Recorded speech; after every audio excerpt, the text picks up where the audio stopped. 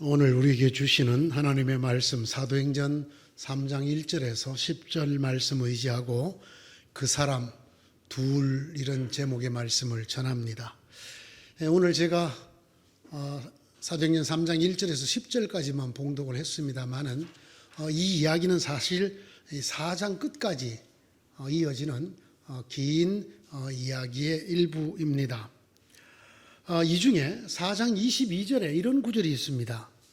이 기적으로 병이 나은 이는 40살이 넘은 사람이다. 이 기적으로 병이 나은 사람은 40이 넘은 사람이다. 근데 이 기적으로 병이 나은 사람이 어떤 사람이었는가? 3장 2절이 이렇게 설명합니다. 나면서부터 걷지 못하는 사람이었다. 나면서부터 걷지 못하던 사람이 기적으로 이 병이 나았는데 40이 넘었더라. 그럼 이 사람이 몇 년 동안 안전병이로 있은 겁니까? 40년이 넘도록 한 번도 걸어보지 못한 사람이었다라는 것을 말해주고 있습니다. 이 사람에 대한 얘기입니다. 그리고 이 사람을 단 한마디의 말로 일으켜 세운 사람들의 이야기입니다.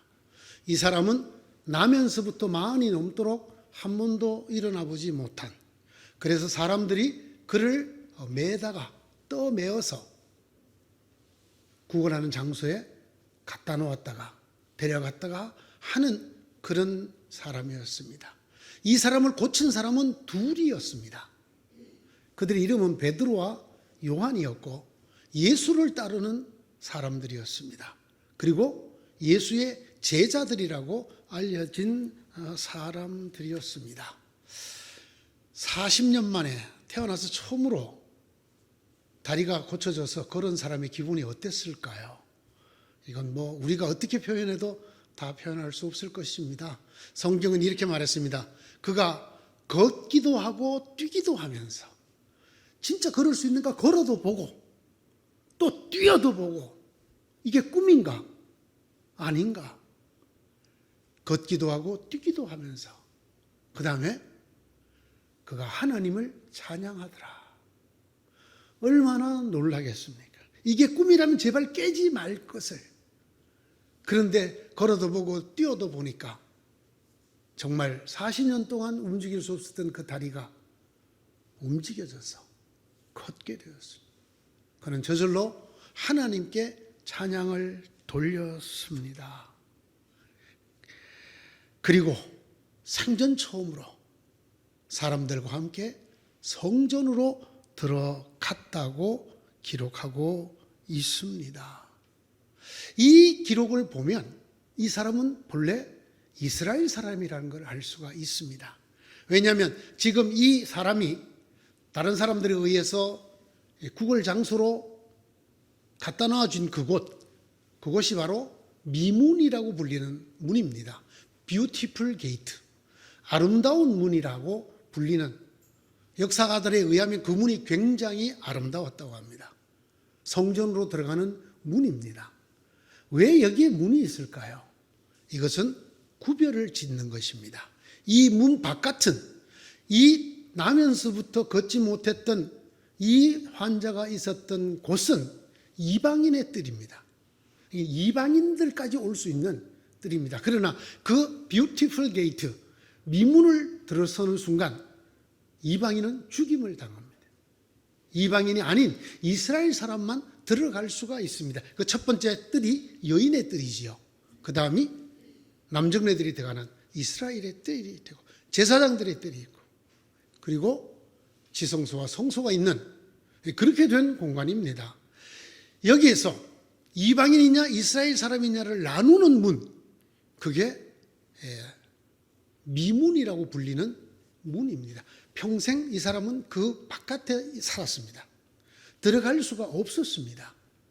그렇죠? 그랬던 그가 드디어 그 문 안으로 들어갔다고 성경이 기록하고 있습니다. 그날 이 사람이 낫고 걷기도 하고 뛰기도 하고 찬양하다가 사람들과 함께 그 여인의 뜰로 들어가는 이스라엘 사람들이 들어가는 그 성전 안으로 들어가는 것을 본 사람들이 많았다고 성경이 기록하고 있습니다. 여러분, 이 사람들이 어떻게 했을 것 같습니까? 제가 보니까 어떤 데 이렇게 차를 타고 쭉 가는데 갑자기 길이 아무 까닭도 없이 밀려요. 그래서 겨우 가다가 보면 건너편에 차가 사고가 나서 그 사고 난 차 구경하느라고 천천히 가가지고 이쪽 길조차 밀리는 걸 볼 수 있습니다. 이 사람들의 심리가 그래요. 어디 불났다 하면 그냥 가보잖아요. 여러분, 이런 일이 벌어졌으면 이 사람들이 어떻게 했을 것 같습니까? 이 사람 주위에 몰려들었습니다. 많은 사람들이 몰려들어서 와, 신기하네. 정말 당신 그 사람 맞는겨? 정말 당신 오늘 처음 걷는겨? 당신 정말 40살이 넘은 거 맞는겨? 난리법석이었을 것입니다. 누가 당신 고쳐준겨?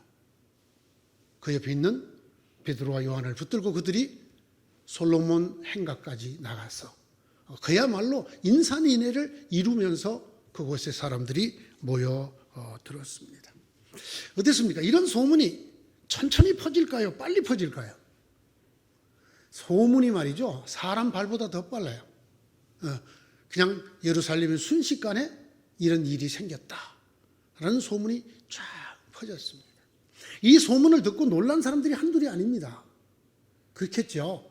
이 사람처럼 걷지 못하던 병을 갖고 있는 사람들도 놀랐을 것이고 그 가족들이며 그냥 일반적인 호사가들도 이게 무슨 일이지? 혹시 하나님의 능력이 나타나서 하나님이 우리를 구하러 오시나? 뭐 별의별 생각을 다 하면서 소동이 벌어졌을 것입니다. 그런데 이 이스라엘 백성들 중에 이 소문을 듣고 가장 놀란 사람들은 따로 있었습니다. 그 사람들은 바로 유대 지도자들이었습니다. 대제사장들과 서기관들과 장로들과 율법학자 같은 사람들이었습니다. 이들이 놀란 이유는 40년 만에 걷게 된 그 기적 때문이 아니었습니다. 그 기적을 일으켰다고 지목받는 두 사람, 베드로와 요한 때문이었습니다. 정확하게 말하자면 그 베드로와 요한이 한 말 때문이었습니다. 사람들이 그들을 둘러싸고 난리법석을 띨 때 베드로가 요한과 더불어 이렇게 말했습니다. 이 사람을 고친 것은 우리의 경건이나 우리의 능력이 아닙니다. 그러므로 우리를 주목하지 마십시오. 이 사람을 고친 것은 나사렛 예수입니다. 나사렛 예수를 믿는 그 믿음이 이 사람을 걷게 하였습니다. 이렇게 말을 했기 때문입니다.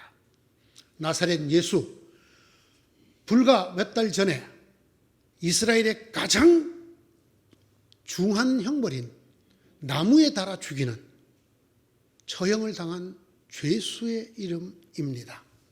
이 사람이 나은 것은 바로 그 예수 때문이다. 그 예수를 믿는 믿음 때문이다. 라고 말을 했기 때문입니다. 이 베드로와 요한은 이야기를 거기서 그치지 않았습니다. 이 예수님은 본래 생명의 근원이었습니다. 그런데 여러분들과 여러분의 지도자들이 무지해서 알지 못해서 그 생명의 근원인 예수님을 불과 몇 달 전에 죽였습니다. 그런데 하나님께서는 그 생명의 근원을 죽은 자들 가운데서 다시 살아나게 하셨습니다. 우리가 다 보았습니다. 우리가 증인입니다. 바로 그 예수, 여러분과 여러분의 지도자들이 무지하여 죽인 생명의 근원이신 예수, 하나님께서 죽은 자들 가운데서 다시 살리신 그 예수가 이 사람을 낫게 했습니다. 그 예수를 그리스도라고 믿는, 죽은 자 가운데서 살아났다고 믿는 믿음이 이 사람을 낫게 했습니다. 여기서도 베드로와 요한은 말을 그치지 않았습니다. 그는 이야기를 더합니다. 사랑하는 여러분, 이 일을 함께 보신 여러분에게 권합니다. 여러분, 여러분의 지도자들과 함께 예수를 죽이는 일에 가담했던 그 일을 회개하십시오. 회개하고 하나님께로 돌아오십시오. 여러분이 예수를 죽이는데 일조를 하고 생명의 근원을 십자가에 못 박았던 이 일을 회개하고 하나님께 돌아오는 징표로 그 예수의 이름으로 세례를 받으십시오. 이렇게 말을 했습니다. 그러면 그렇게 회개하고 예수의 이름으로 세례를 받으면 여러분의 지은 죄가 씻어질 것입니다. 바로 이 말 때문에 유대 지도자들이 깜짝 놀라게 됐습니다. 성전을 경비하는 경비대장이 제사장들과 사두개 사람들을 이끌고 들이닥쳤습니다. 그리고 사람들 가운데서 베드로와 요한을 곤란에 잡아 끌고 갔습니다. 그런데 마침 날이 저물었습니다. 유대인들이 날이 저물고 난다면 아무 일도 하지 않는 민족이라 어쩔 수 없이 죄인 신문하기를 그치고 그들을 옥에다가 넣어두었습니다. 그 다음날 아침에 아주 엄청난 일이 벌어졌습니다. 예루살렘에 있었던 유대의 지도자들과 장로들과 율법학자들이 모두 다 모였습니다. 대제사장 안나스, 가야바, 요한, 알렉산더, 그리고 그 밖에 대제사장 가문에 속한 모든 사람들이 모두 다 참석을 하였습니다. 엄청난 위세를 떨치면서 그들이 베드로와 요한을 둘러싸고 그들 가운데 놓고 신문을 했습니다. 그들이 이렇게 물었습니다.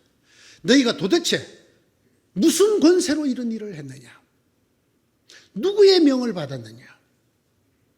이 말이 품고 있는 속뜻은 이런 것입니다. 우리는 대제사장이요, 대제사장 가문이요, 서기관들이요, 율법학자요, 장로들이 우리는 하나님의 명을 받아서 예수를 죽였다. 우리는 하나님의 권한으로, 하나님 우리에게 맡겨주신 권한으로 예수를 죽였다. 하나님 말씀을 따라 예수를 죽였다. 그런데 너희는 무슨 권한으로 우리가 하나님의 권한과 말씀으로 죽인 예수를 하나님이 다시 살렸다고 말하느냐? 누가 시켰느냐? 누가 너희에게 이런 얘기를 할 수 있는 권한을 주었느냐? 이런 뜻이 담겨 있는 그런 신문이었습니다. 베드로와 요한은 이 성경에도 기록된 것처럼 본래 배운 것이 없고 보잘것없는 사람이었습니다. 그런데 이 베드로와 요한이 입을 열어서 이렇게 말을 합니다. 백성의 지도자들과 장로 여러분, 우리가 지금 신문을 받고 있는 것이 병자에게 행한 착한 일과 또 그가 누구의 힘으로 낫게 되었느냐 하는 문제 때문이라면 여러분 모두 이스라엘 백성은 이것을 알아야 합니다. 이 사람이 상한 몸으로 여러분 앞에 서게 된 것은 여러분이 십자가에 못 박아 죽였으나 하나님이 죽은 사람들 가운데서 살리신 예수, 나사렛 예수 그리스도의 이름으로 그 이름을 힘입어서 된 것입니다. 이 예수 밖에는 다른 에게는 구원이 없습니다.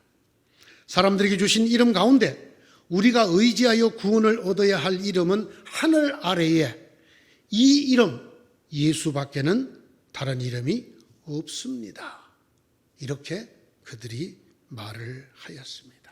이 이야기를 들은 유대 지도자들이 깜짝 놀랐습니다. 그것은 그들이 말하는 내용 때문에 놀란 게 아닙니다. 성경은 그들이 너무나 담대하게 말하는 걸 보고 놀랐다고 기록하고 있습니다. 전혀 주눅들지 않고 대담하게 이스라엘의 최고 지도자들이 모여있는 그곳에서 본래 배움도 없고 보잘것없는 이 두 사람, 전직 어부였던 두 사람이 너무나 담대하게 말하는 것에 놀랐다고 합니다. 그리고 그렇게 담대하게 말하는 그 두 사람 옆에 증인이 한 사람 서 있었습니다. 나면서부터 걷지 못하였다가 40년 만에 이 두 사람의 한마디에 의해서 일어나 걷게 된, 성전에 들어가게 된 그 사람이 그 옆에 서 있었습니다. 대제사장들, 그들의 가문에 속한 모든 사람들, 장로들, 율법학자들 등등 유대의 거의 모든 지도자들이 그 자리에 모여 있었지만은 그들은 결국 이 두 사람에게서 아무런 트집도 잡아내지 못했습니다. 그들은 이 두 사람을 처벌할 구실을 찾지 못하였습니다. 할 수 없이 그들은 이 두 사람을 내보내면서 아주 강한 어조로 다시는 이런 짓을 하지 못하도록 위협을 하고 보내주었다고 성경이 기록하고 있습니다. 바로 이 이야기 다음이 제가 앞에서 읽었던 4장 22절입니다. 이 기적으로 병이 나은 이는 40살이 넘은 사람이었다. 이것으로 얘기가 끝나는 것이 아닙니다. 얘기가 조금 더 이어집니다. 그렇게 풀려난 베드로와 요한은 즉시 동료들이 모여 있는 곳으로 갔습니다. 가서는 자기들에게 일어난 모든 일들, 제사장과 그 지도자들이 한 얘기까지 동료들에게 다 전했습니다. 이 베드로와 요한의 얘기를 듣는 동료들은 무릎을 꿇고 기도하기 시작했습니다. 울부짖으며 부르짖어 기도했다고 기록했습니다. 그들의 기도의 내용이 이런 것입니다. 주님, 이제 저들의 위협을 내려다 보십시오. 주님의 종들이 참으로 담대하게 주님의 말씀을 말할 수 있게 해 주십시오. 그리고 주님께서 능력의 손을 뻗치셔서 병을 낫게 해 주시고 주님의 거룩한 종 예수의 이름으로 표징과 놀라운 일들이 일어나게 해 주십시오. 하나님, 저들이 지금 우리를 위협합니다. 이것을 기억해 주십시오. 그리고 우리가 그 위협에도 불구하고 담대하게 나사렛 예수의 이름을, 하나님이 다시 살리신 생명의 권한의 이야기를 전할 수 있는 용기를 주십시오. 그리고 거기에 더해서 주님, 능력을 더하셔서 나사렛 예수의 이름으로 표징이 나타나고 병자가 낫는 놀라운 일들이 계속 일어나게 해 주십시오. 이렇게 기도를 했습니다. 기도를 마쳤더니 그들이 있던 곳이 심하게 흔들렸다고 기록되어져 있습니다. 그리고 그들에게는 성령이 또 한 번 충만하게 되어서 그들은 더 담대하게 하나님의 말씀, 나사렛 예수에게 무슨 일이 있었는가를, 그가 누구인가를 전하게 되었다고 4장 31절이 말합니다. 그리고 이 일이 있은 다음을 기록하고 있습니다. 많은 신도가 한마음 한뜻이 되었다.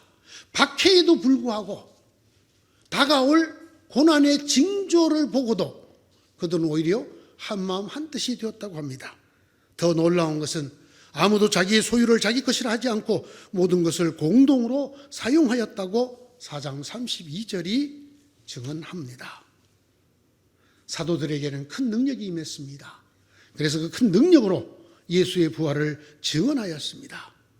많은 사람들이 모두 큰 은혜를 받았다고 4장 33절이 기록하면서 이 사건을 마무리 짓고 있습니다. 여러분, 이 사건은 매우 의미 있는 사건입니다. 왜냐하면 이 사건은 첫 번째 기적이기 때문입니다. 무슨 첫 번째요? 성령이 강림한 오순절 성령 강림 이후 첫 번째 일어난 기적이 바로 이 기적입니다.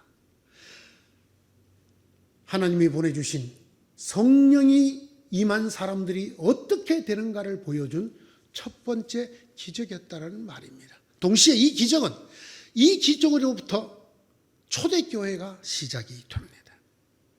하나님의 교회, 예수님께서 친히 내 교회를 세우겠다고 약속하신 그 교회의 시작이 이 기적으로부터 일어나게 된 것입니다.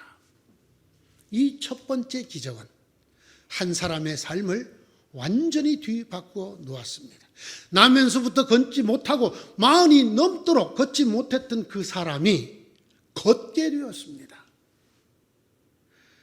나면서부터 걷지 못해서 40년 동안 걷지 못했던 이 사람이 걷게 되었습니다. 그러나 그에게 일어난 변화는 이것만이 아닙니다. 그의 신체가 나음을 입은 것만이 이 사람에게 나타난 기적이 아닙니다. 이 사람에게 나타난 기적은 하나 더 있습니다. 앞서 말씀드린 이 사람은 본래 이스라엘 사람입니다. 그렇지 않았다면 그가 성전으로 들어갈 수가 없었을 것입니다. 그는 계속해서 그 이방인의 뜰에 머물러 있었어야 될 것입니다. 그가 다리가 낫고 걷기도 하고 뛰기도 하면서 하나님을 찬양한다.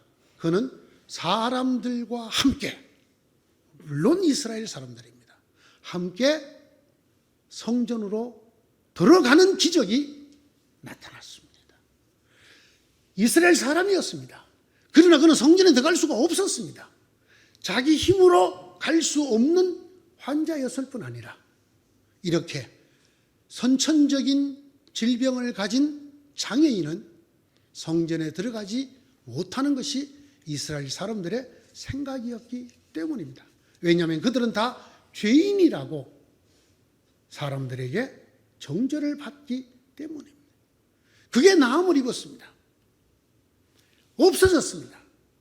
그는 걷기도 하고 뛰기도 하면서 집으로 달려간 것이 아니라 성전으로 들어갔습니다. 이스라엘 백성이면 당연히 들어갈 수 있어야 되는 그 성전을 난생 처음으로 그는 들어가게 되었습니다. 그의 다리가 낫자마자, 걸을 수 있고 뛸 수 있게 되자마자 그가 한 일은 이스라엘 백성으로의 회복입니다.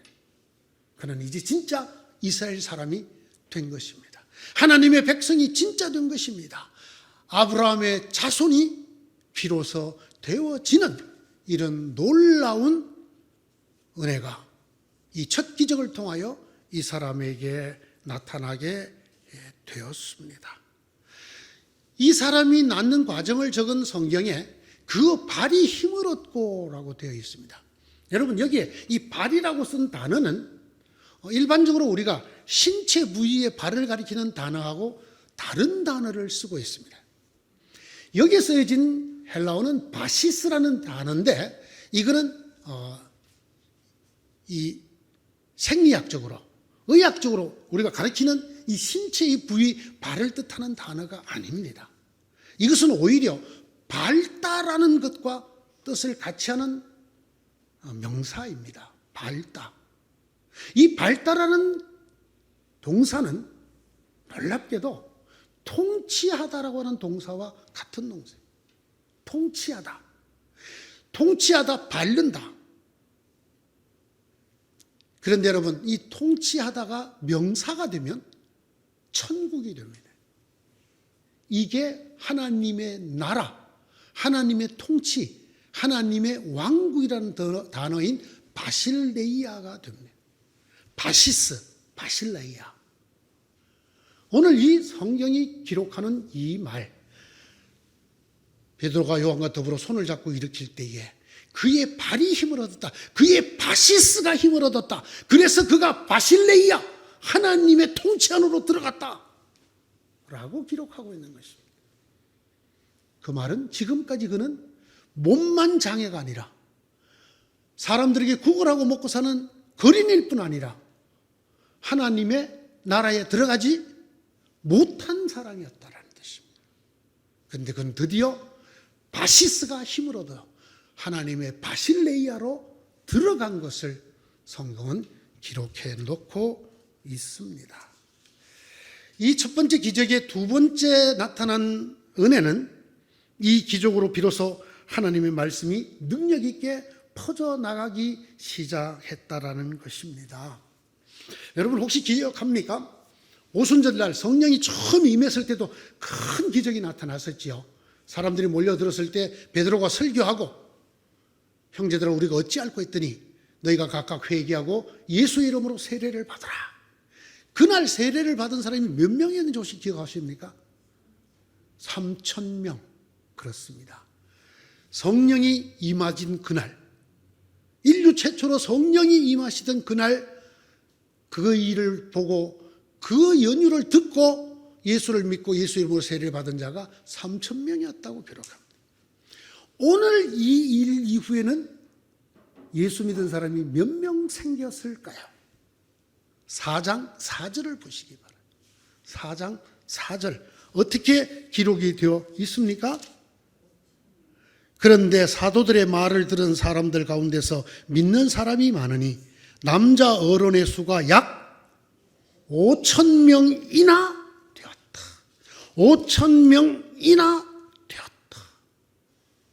여러분 놀랍지 않습니까? 저는 놀라웠습니다. 성령이 임하시던 그날보다 이 안전병이를 일으킨 이 날에 이 사건을 통해서 이 기적을 통해서 하나님께로 돌아온 사람 수가 훨씬 더 많았다.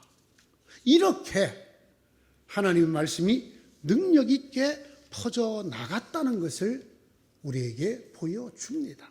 한 사람의 인생이 아픈 몸만이 아니라 그의 사회적 신분이 종교적인 위치가 완전히 회복되고 바뀌게 되는 기적이었을 뿐 아니라 이렇게 하나님의 말씀이 능력 있게 퍼져나가는 시발점이 된 기적이었다는 말입니다.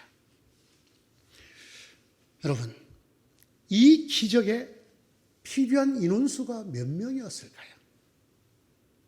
하나님이 몇 사람을 통해서 이 기적을 나타내셨을까요? 오늘 설교의 제목입니다. 몇 사람이었을까요? 2사람이었습니다. 왜 둘일까요? 12사도가 있는데 12명도 아니고 뭐 한 명은 죽었으니까 지금까지 11명이었다가 또 마띠아를 뽑았으니까 12이 됐죠. 이 12이 다 있는 12명도 아니고 이스라엘 전체를 뜻하는 네? 또 혼자도 아니고 왜 2명이었을까요? 여기에는 아주 묘한 숫자의 의미가 숨겨져 있습니다. 이 둘이란 건 이스라엘에 있어서 증인이 될 수 있는 최소 숫자입니다. 그러니까 혼자 하는 말은 증언으로 채택이 안 돼요.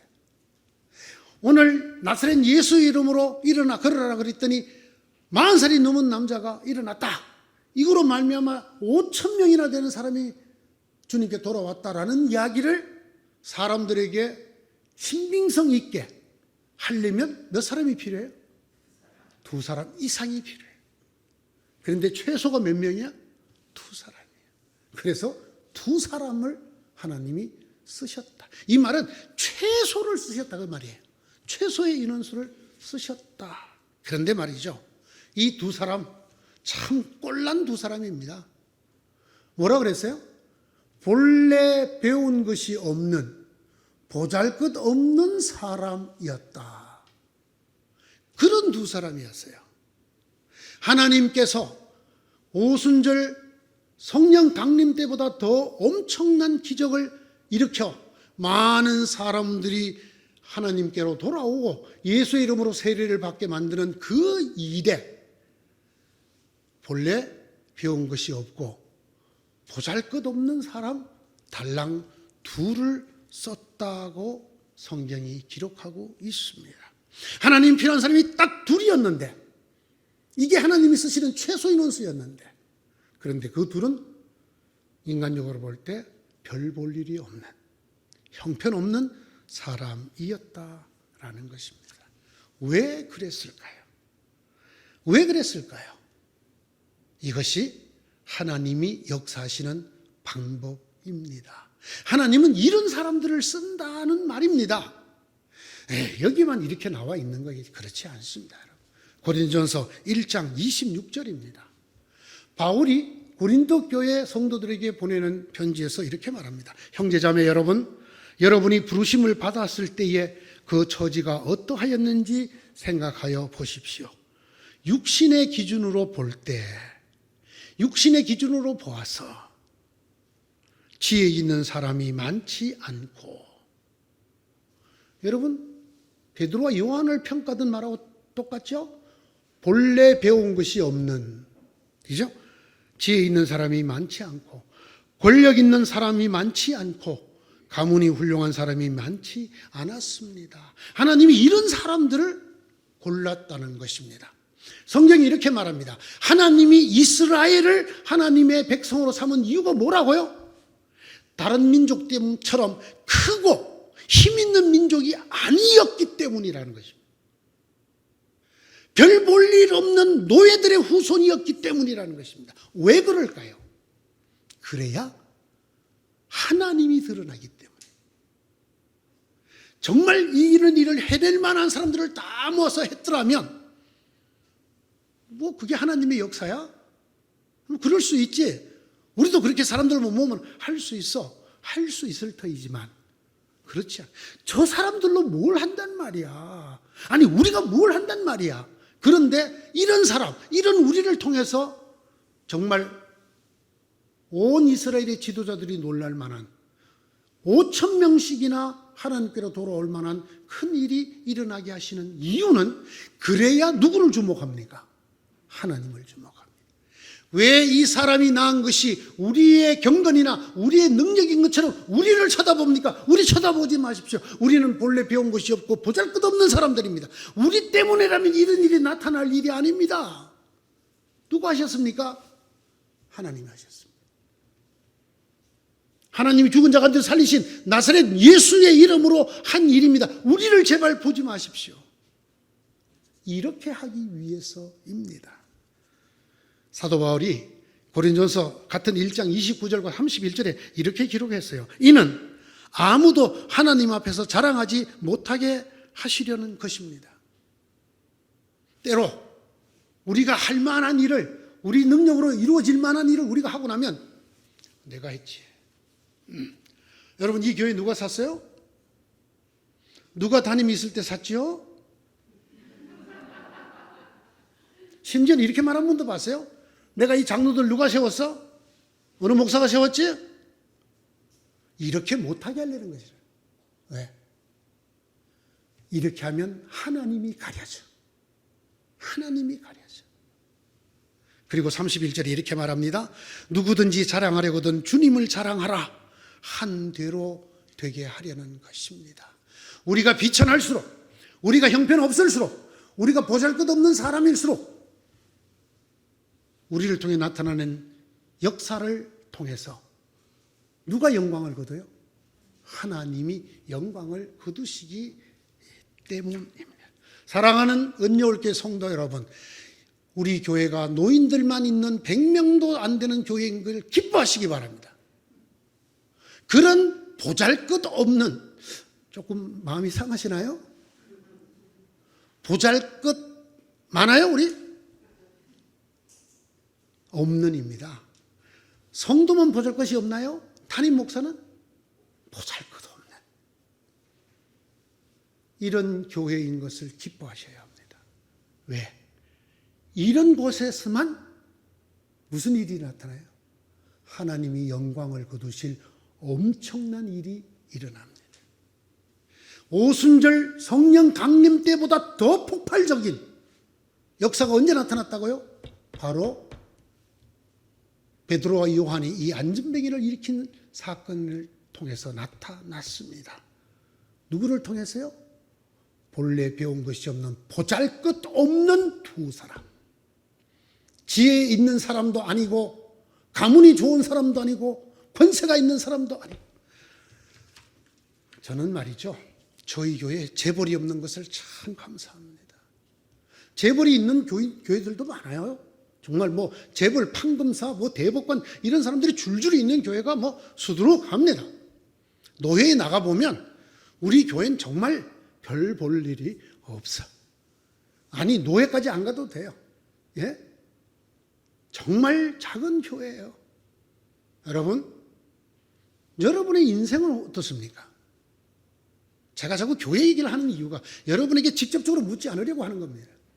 여러분은 별 볼 일이 있습니까? 여러분은 그 별 볼 일 없는 것 때문에 얼마나 많이 억울해하고 힘들어하고 서운해했습니까? 그러지 마세요. 여러분, 이 엄청난 하나님의 일이 별 볼 일 없는, 제가 볼 때는 저는 이런 표현을 줘요. 무지랭이. 가진 것도 없고 든 것도 없고 지갑에 든 것도 없고 여기 든 것도 없고, 예? 이런 사람을 통해서 일어났다. 이들의 귀에서 대제사장, 서기관, 율법학자들, 장로들 얼마나 대단한 사람들입니까? 그러나 그들을 통해서 이 역사가 일어나지 않은 거예요. 이 역사를 일으킨 하나님이 몇 명이 필요했다고요? 최소적인 2, 그것도 무지랭이 2.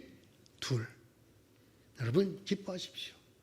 여러분이 우리 교회가 하나님 손에 들려 쓰이는 무지랭이가 되기만 하면 이거는 성령이 임하시던 그날보다도 더 엄청난 역사가 일어나게 될 것을 저는 확실히 믿습니다. 근데 이 2 사람은요, 정말 별 볼 일 없는 사람이었을 뿐만 아니라 한 가지 특징이 있었어요.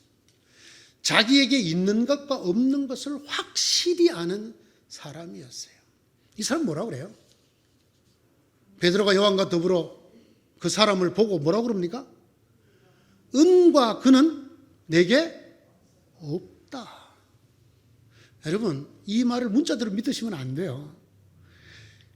그 성전 문 곁에 있는 거지들에게 지폐를 주었을까요? 동전을 주었을까요? 동전을 줍니다. 그 동전 땡전 한 푼 없었다는 뜻이 아니에요. 그럼 뭘 말하는 걸까요?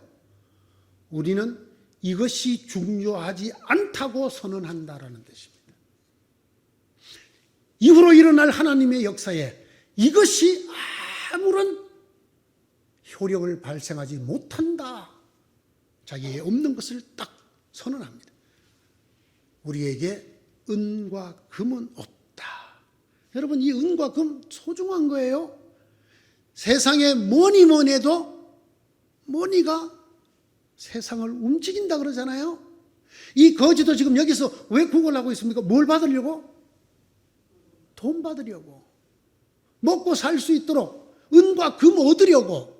그런데 그게 없다고 선언하는 거예요. 이 세상들이 아주 소중하게 여기고 모든 사람이 소중하게 여기고 이 나면서부터 걷지 못하던 거지조차도 그걸 받으려고 기다리고 있는 그 소중한 것이 없다라고 선언해요. 그리고 내게 있는 게 있다.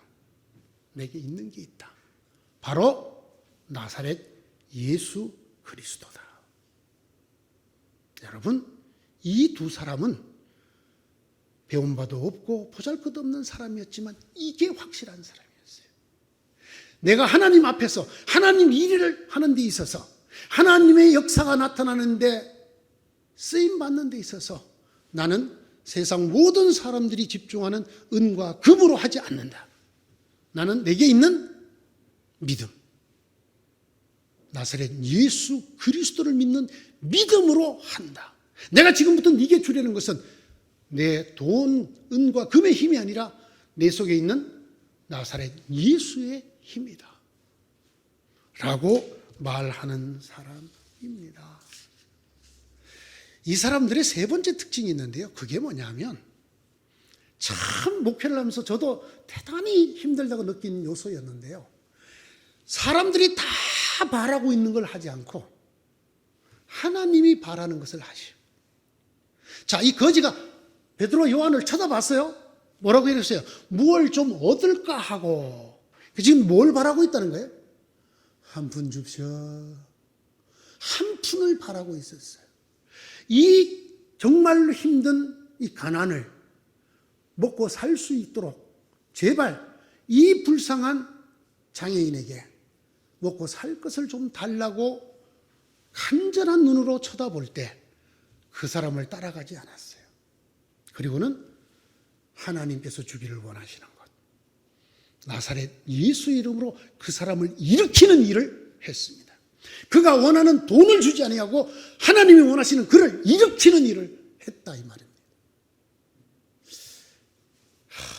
목회자인 저에게는 이게 큰 도전으로 다가옵니다. 온 교인들이 원하는 것, 아니 이 시대의 목회자들이면 누구나 원하는 것, 대한민국의 모든 교회와 교인들이 원하는 것보다도 하나님이 원하시는 것을 묵묵히 할 수 있겠는가 라는 것입니다. 복음을 부끄러워하는 교회, 이런 제목의 책을 쓴 분이 계십니다. 복음을 부끄러워하는 교회. 미국의 유명한 존 메가드라는 목사님이 쓰신 책인데요. 이 책에 이런 내용이 나옵니다. 복음이 아니라 이용자에게 친절한 교회가 되었다. 현대교회는 복음이 아니라 이용자, 교회에 오는 사람들, 교회를 바라보는 사람들, 교회를 생각하는 사람들, 이용자에게 친절한 교회가 되었다. 그렇게 되므로 현대교회가 썩었다. 복음에게 집중하지 아니하고 하나님이 원하시는 것을 이 시대 사람들이 손가락질하고 돌멩이를 던질 망정 하나님이 원하시는 것을 선포하고 추구하고 따라가야 되는 것이 교회인데, 현대교회는 자본주의, 시장의 원리에 물들어 소비자가 원하는 것에 모든 것을 맞추는 시장교회로 전락했다는 것입니다. 기업처럼, 사업처럼, 가게처럼, 장사꾼처럼 어디에 초점을 맞춰? 사용자, 사람들, 교회에 오는 사람들, 내부의 사람. 여러분, 이거 목회를 해보시면 이 말이 얼마나 엄청난 말인가를 알 수 있어요. 여러분, 만약에 우리 교회 장로님들이 전부 다 저하고 다른 생각을 가지고, 아니 그래도 목사님 우리가 명색이 이거 합시다, 이거 해야 돼요, 그럴 때 아닙니다. 주님이 원하시는 것을 해야 합니다. 쉽지 않아요. 늘 그럴 때마다 무슨 준비해야 되는지 알아요? 이삿짐 센터를 알아봐야 돼요. 영구 클리닉을 알아봐야 돼요. 그런 갈등과 압박이 있을 만한 얘기예요. 그런데 현대교회는 알아서 사람들에게 초점을 맞췄다는 거예요. 복음이 아니라 이용자에게 매우 친절한, 이용자들이 뭘 좋아하고 뭘 원하고 언제를 원하고 얼마만큼 원하고 여기에 맞춰 교회가 변질되었다는 거예요. 결과적으로 현대교회가 썩었다. 베드로와 요한은 이러지 않았단 말입니다. 그 거린이 간절히 바라는, 그곳을 들락거리는 사람들이면 누구나 그들에게 할 줄 아는 그 동전 몇 푼 던지는 일 하지 아니하였어요. 이 사람이 전혀 기대도 하지 않는 일을 저질렀어요. 예수의 이름으로 명하노니 일어나 걸어라. 모든 사람들이 교회는 이래야 된다고 말할 때, 목사님 교회는 이래야 됩니다, 여러분에게 예수 믿는 사람은 이래야 돼 라고 말했을 때, 그래도 하나님을 향해 쳐다보고 하나님의 뜻을 묻고 하나님이 예스 하면 고개를 끄덕이지만은 하나님이 아니라면은 고개를 저을 수 있는 사람, 바로 이 사람. 제가 이런 사람 한 사람 더 아는데 제가 한 번 더 설교를 하겠습니다. 바로 이 두 사람을 가지고 하나님께서 역사를 이루셨다 말입니다. 가만히 생각해 봅니다. 모든 신앙에는 이 아름다운 문이 하나씩 있습니다. 안 믿는 사람과 믿는 사람을 구별짓는 문이 하나 있습니다. 안에 들어오면 믿는 사람, 들어오지 않으면 안 믿는 사람. 동시에 모든 이 믿음의 문에는 거지가 있습니다. 불구자가 있습니다. 자기 힘으로는 이 안에 들어오지 못하는, 이방인의 뜰에만 있어야 되는 사람들이 반드시 있습니다. 왜? 문은 이중성을 갖습니다. 문 안은 안쪽이고 문 바깥은 바깥이고, 신앙 안이고 신앙 밖이 됩니다. 여러분, 이 세상에 모든 사람이 신앙 안에 있나요? 신앙 밖에 있는 사람도 있나요? 있습니다. 교회 문만 열고 나가면 있습니다. 모든 신앙에는 이 아름다운 문이라 불리는 것 같은 문이 있습니다. 신앙인들이 그것을 보면서 스스로 긍지를 가지고 좋아합니다. 그러나 동시에 이 문은 안타까움의 문입니다. 신앙의 힘으로도 어쩌지 못하고 그냥 내버려 두고 동전이나 몇 푼 줄 수밖에 없는 안전뱅이가 우글거리는 그 곳이기 때문입니다. 열쇠는 두 사람입니다. 최소 인원수입니다. 어떤 사람? 있는 것과 없는 것이 확실한 사람. 하나님을 하는 데 있어서 있어야 될 것과 없어야 될 것이 확실한 사람. 하나님의 일을 하는 데 있어서 사람들의 소원과 하나님의 소원 중에 무엇을 선택해야 되는지를 아는 사람이 필요합니다. 이 아름다운 문은요, 교회의 문입니다. 교회마다 들어오면 성도요, 바깥에는 하나님 나라에 들어오지 못한, 아직도 바시스가 힘을 얻지 못한 사람들이 우글거리고 있습니다. 동시에 이 성전의 문은 여러분 모두 마음속에 있는 각자의 문입니다. 이 문 안에 있을 때 나는 믿음과 평안과 긍지를 느끼지만 문 밖에만 나오면 내 마음 바깥에는 내 믿음으로도 해결하지 못한 문제들이 우글거리고 있는, 아직도 해결 안 된 기도의 제목을 산더미처럼 안고 있는 여러분 모두의 마음속에 있는 문이기도 합니다. 해결의 방법은 하나입니다. 누가? 나는 은과 금은 없다. 그러나 내게 있는 것이 있다. 나사렛 예수 그리스도다. 너희들이 뭘 원하는지 안다. 그러나 나는 너희들이 원하는 그것보다 하나님이 하기 원하시는 일을 하겠다. 이렇게 선언하고 이렇게 마음 먹고 우리의 마음 문 바로 바깥에 앉아있는 안전병이를 향해 손을 내밀고 예수의 이름으로 일어나거라. 이 교회 문 바깥에 있는 저 수많은 대한민국의 80%나 되는 저 사람들을 향해서 예수 이름으로 명하노니 일어나라. 이 나라를 향해서, 이 정치권을 향해서, 이 사회를 향해서, 이 경제를 향해서, 이 문화를 향해서 말할 수 있는 두 사람이 필요. 하나님은 이 두 사람이 갖추어지면 오늘 이 오순절 성령 강림 때보다 더 크고 놀라웠던 기적 같은 이 은혜를 주실 것입니다. 여러분 각자에게, 여러분의 가정에게, 그리고 이 교회에. 사랑하는 성도 여러분, 저와 더불어 바로 이 사람 둘이 되어지시기를 간절히 축원합니다. 기도합시다. 하나님, 우리 속에는 있는 게 너무 많습니다. 은과 금도 있고 권세도 있고 능력도 있고 계획도 있고 지식도 있고 예수님도 조그만하게 저 귀퉁이에 같이 있습니다. 이런 사람 말고